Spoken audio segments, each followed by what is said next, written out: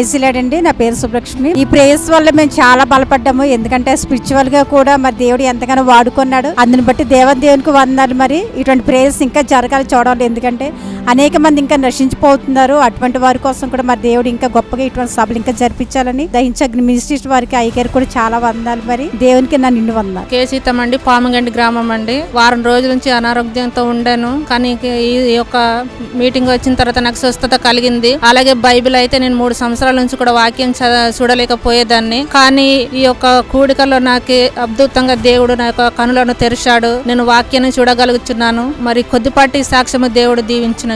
అనుకోని రీతిగా ఈ స్థలానికి రావడం జరిగింది. దేవుడు తన అద్భుతమైన మాటల ద్వారా ఈ దినం దేవుడు మాతో మాట్లాడాడు. అనుకోలేదు అసలు ఈ రోజు ఇక్కడికి వస్తామని. కానీ అనుకోని రీతిగా దేవుడు ఈ స్థలానికి మమ్మల్ని నడిపించి ఆయన మాటల ద్వారా మమ్మల్ని ఎంతగానో బలపరిచాడు. అనేకమైన వ్యాధుల నుండి కూడా దేవుడు స్వస్థపరిచాడని మేము నమ్ముతూ ఉన్నాము. దేవునికే మహిమ కలుగును గాక.